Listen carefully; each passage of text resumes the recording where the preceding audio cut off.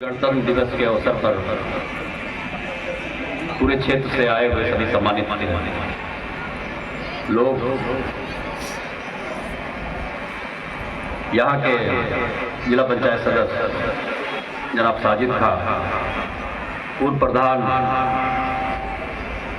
जनाब बन्ने खां, पूर्व प्रधान हमारे मित्र जनाब विजय सिंह चौधरी जी, यहाँ पे मौजूद तमाम बच्चे और उनके पेरेंट्स,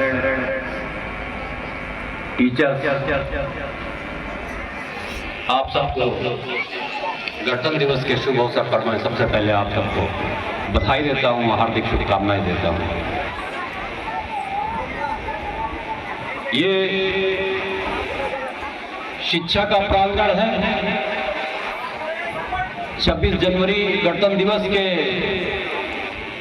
टॉपिक पे आप लोगों को सबको पता है कि हम क्यों मनाते हैं। मैं कुछ बातें करना चाहूंगा, वो शिक्षा से संबंधित करना चाहूंगा। साथियों, इस इलाके में या इस पूरे जिले में आजादी के बाद से अब तक हमारा जिला पिछड़े में ही आता है और आज तक पिछड़ा ही है। आकांक्षी जिला है ये बलरामपुर। इस जिले में या हमारे इलाके में ना ही कोई उद्योग है और ना ही इस तरह का कोई काम है खेती के अलावा कि जिससे रोजगार पैदा हो सके या लोग नौकरियां पा सकें।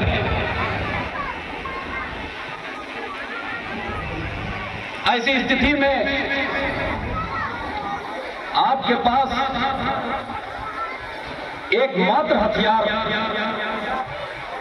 अपना जीवन कामयाब बनाने का अगर है, इस समाज में इज्जत के साथ अगर जीने का कोई हथियार है, रोजगार लेने का कोई अगर हथियार है, पूरे भारत में या पूरे दुनिया में कहीं भी अगर जाकर कुछ काम करने का अगर कोई हथियार है तो आपके पास सिर्फ एक हथियार है और वो है शिक्षा, इल्म। इस पे आपको फोकस करना होगा। ऐसा नहीं है कि जो लोग कमजोर परिवारों से है या गरीब परिवारों से है वो अपना हौसला डाउन रखें कि उनके लिए शिक्षा नहीं है। हर तरह की व्यवस्था आपको मौजूद मिलेगी। जो बच्चा पढ़ना चाहेगा, जिसके बच्चे पढ़ने चाहेंगे, कोई ना कोई मददगार मिल जाएगा, कोई ना कोई गाइड करने वाला आपको मिल जाएगा इस क्षेत्र में। मैं आपको बताता हूं कि एक मिसाल दूंगा आपको अपने गांव पे। हमारे गांव के बिजुआ में एक परिवार था, उनके पास मुझे लगता है 5 बीघे जमीन ज्यादा से ज्यादा रही होगी। वो अपने बच्चों को कैसे पढ़ाया होगा उन्होंने और कैसे उन्होंने कामयाबी ली। करीब 5 लड़के उनके थे और उनमें से अलीगढ़ मुस्लिम यूनिवर्सिटी में लेक्चरर हुए, रीडर हुए, 2 डॉक्टर हुए। इस लेवल का उन्होंने अपनी हिम्मत से पढ़ाया। इतनी कामयाबी एक गरीब परिवार से मुझे नहीं लगता किसी को मिली होगी। तो इसी तरह से इस क्षेत्र में शिक्षा को, इल्म को ही आप अपना हथियार बना के इसी तरह की कामयाबी अर्जित कर सकते हैं और समाज में इज्जत से जी सकते हैं। मैं यहां से बाहर भी पढ़ा, MBA किया हुआ हूं। कुछ मजबूरियों के कारण 2013 से मैं यहीं पे समाज में मौजूद हूं, अपना परिवार संभाल रहा हूं। समाज सेवा जो भी हो सकता है मुझसे वो मैं करता हूं। लेकिन बहुत निराशा होती है मुझे कि जो क्वालिटी ऑफ एजुकेशन होना चाहिए, जो क्वालिटी होनी चाहिए स्कूल्स में, टीचर्स को जिन चीजों पे ध्यान देना चाहिए उस पर थोड़ा कम फोकस रहता है। मैं यहाँ के जो इस स्कूल के जो टीचर्स होंगे रेगुलर पढ़ाने वाले, मैं उनसे कहना चाहूंगा कि फॉर्मेलिटी मत कीजिएगा, बच्चों को ऐसा पढ़ाइए कि आगे बढ़े, यूनिवर्सिटीज में जाए, कंपटीशन निकाले, इस लेवल पे आप फोकस कीजिएगा। ये दिमाग में हर वक्त रहे कि आपके इलाके में और कुछ है नहीं करने को। जितना अच्छा पढ़ेंगे, जितना ढंग का पढ़ेंगे, उतनी ही कामयाबी आपको मिलने वाली है। और रह गई बात हमारे जिले का पिछड़ा होने की बात, तो ये बहुत बड़े बड़े नेता यही आते हैं बलरामपुर में, हमारे इस सरों पे खड़े होकर बस यही बता के चले जाते हैं कि हमारा जिला बहुत पिछड़ा है। उसके लिए करेंगे क्या, कर क्या रहे हैं? तमाम मंत्री रहे, सांसद रहे, विधायक रहे, उच्च सदन में पहुंचते हैं, लखनऊ सदन में पहुंचते हैं, लेकिन बस वही मारामारी, वही हम लोगों की छोटी मोटी जरूरियात उसी की डिमांड करते रहते हैं। ये सड़क नहीं बनी है, ये पुलिया नहीं बना हुआ है।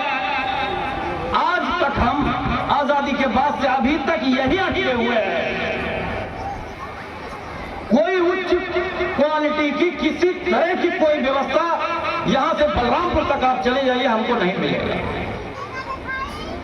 हमारा इलाका ये टूरिज्म का इलाका है। चित्तौड़गढ़ बांध, कोरगड्डी बांध, भाबर जंगल,